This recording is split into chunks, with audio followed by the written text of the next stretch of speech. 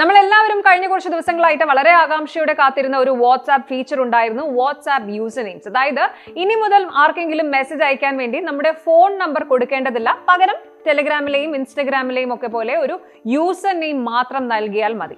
Privacy കൂട്ടാൻ Meta കൊണ്ടുവന്ന ഈ ഒരു വിപ്ലവകരമായ ഫീച്ചറിന് ഇപ്പോൾ ഇന്ത്യയിൽ കനത്ത തിരിച്ചടി ലഭിച്ചിരിക്കുകയാണ്. കേന്ദ്ര ഇലക്ട്രോണിക്സ് ആൻഡ് IT മന്ത്രാലയം വാട്സാപ്പിന് അടിയന്തര നോട്ടീസ് അയച്ചുകൊണ്ട് ഈ ഒരു ഫീച്ചറിന്റെ റോൾ ഔട്ട് ഇന്ത്യയിൽ തൽക്കാലം നിർത്തിവെക്കാൻ ആവശ്യപ്പെട്ടിരിക്കുകയാണ്. എന്തുകൊണ്ടാണ് പ്രൈവസിക്ക് വേണ്ടിയുള്ള ഈ ഫീച്ചറിനെ ഇന്ത്യൻ സർക്കാർ ഇത്രയും ഗൗരവത്തോടെ കാണുന്നത്? എന്താണ് ഇതിന് പിന്നിലെ ചതിക്കുഴികൾ? നമുക്ക് വിശദമായിട്ടൊന്ന് നോക്കാം.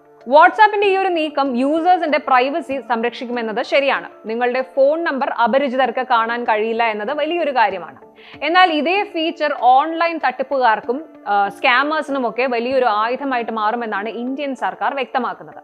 IT മന്ത്രാലയം അയച്ച നോട്ടീസിൽ പ്രധാനമായിട്ടും 3 കാര്യങ്ങളാണ് ചൂണ്ടിക്കാണിക്കുന്നത്. ഒന്ന്, ഓൺലൈൻ ഫ്രോഡാണ്. 2, ഫിഷിംഗ്. പിന്നെ ഇപ്പോൾ രാജ്യത്തിപ്പോൾ വ്യാപകമായിക്കൊണ്ടിരിക്കുന്ന ഡിജിറ്റൽ അറസ്റ്റ് തട്ടിപ്പുകൾ.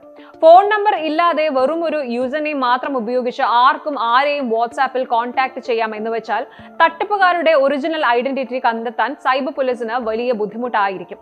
പേടിഎം ഫൗണ്ടർ വിജയ് ശേഖർ ശർമ്മ, അങ്കുർ വാരിക്കു തുടങ്ങിയ പ്രമുഖ സ്റ്റാർട്ടപ്പ് മേധാവികളും ഈ ഫീച്ചറിനെതിരെ ആശങ്ക പ്രകടിപ്പിച്ചിരുന്നു. ഇതിനേക്കാൾ വലിയ മറ്റൊരു ഭീഷണി ഇംപേഴ്സണേഷൻ ആണ്, ആൾമാറാട്ടം. ഉദാഹരണത്തിന് ഏതെങ്കിലും സർക്കാർ സ്ഥാപനങ്ങളുടെയോ ബാങ്കുകളുടെയോ അല്ലെങ്കിൽ പ്രമുഖ വ്യക്തികളുടെയോ പേരിനോട് സാമ്യമുള്ള വ്യാജ യൂസർ നെയിംസും നിർമ്മിച്ച് ജനങ്ങളെ എളുപ്പത്തിൽ പറ്റിക്കാൻ തട്ടിപ്പുകാർക്ക് സാധിക്കും.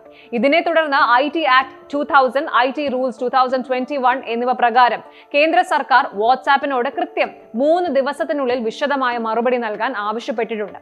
ഈ ഫീച്ചർ വഴി സൈബർ കുറ്റകൃത്യങ്ങൾ കൂടില്ല എന്ന സർക്കാരിന് പൂർണ്ണ ബോധ്യം വരുന്നതുവരെ ഇന്ത്യയിൽ ഇത് ലോഞ്ച് ചെയ്യാൻ അനുവദിക്കില്ല എന്നാണ് കർശന നിർദ്ദേശം. എന്നാൽ ഈ വിവാദങ്ങളോട് വാട്സാപ്പ് എങ്ങനെയാണ് പ്രതികരിച്ചത്? മെറ്റയുടെ ഔദ്യോഗിക വക്താവ് അറിയിച്ചത് ഈ ഫീച്ചർ നിലവിൽ ഇന്ത്യയിൽ ഒഫീഷ്യലായിട്ട് ലൈവ് ആയിട്ടില്ലെന്നും ഉപയോക്താക്കൾക്ക് താല്പര്യമുള്ള യൂസർ നെയിം റിസർവ് ചെയ്യാനുള്ള അവസരം മാത്രമാണ് ഇപ്പോൾ നൽകിയിട്ടുള്ളത് എന്നുമാണ്. തട്ടിപ്പുകൾ തടയാൻ തങ്ങൾ ശക്തമായ സുരക്ഷാ സംവിധാനങ്ങൾ ഒരുക്കുന്നുണ്ടെന്നും വാട്സാപ്പ് വ്യക്തമാക്കുന്നു. അതായത് പ്രധാനപ്പെട്ട സർക്കാർ സ്ഥാപനങ്ങൾ, സെലിബ്രിറ്റികൾ, പബ്ലിക് ഫിഗേഴ്സ് എന്നിവരുടെ യൂസർ നെയിംസ് മെറ്റ മുൻകൂട്ടി റിസർവ് ചെയ്ത് ലോക്ക് ചെയ്തു വെക്കും. മറ്റാർക്കും അത് ഉപയോഗിക്കാൻ കഴിയില്ല. പിന്നെ ഒരാളുടെ കൃത്യമായ യൂസർ നെയിം സ്പെല്ലിംഗ് മിസ്റ്റേക്ക് ഇല്ലാതെ അറിഞ്ഞാൽ മാത്രമേ പുതിയൊരാൾക്ക് മെസ്സേജ് അയക്കാൻ സാധിക്കൂ. ആദ്യമായിട്ട് ഒരാൾ യൂസർ നെയിം വഴി മെസ്സേജ് അയക്കുമ്പോൾ അയാൾ ഏത് രാജ്യക്കാരനാണ്, പുതിയ അക്കൗണ്ട് ആണോ, നിങ്ങളുമായിട്ട് കോമൺ ഗ്രൂപ്പുകൾ ഉണ്ടോ തുടങ്ങിയ എല്ലാ വിവരങ്ങളും വാട്സാപ്പ് നിങ്ങൾക്ക് കാണിച്ചു തരും.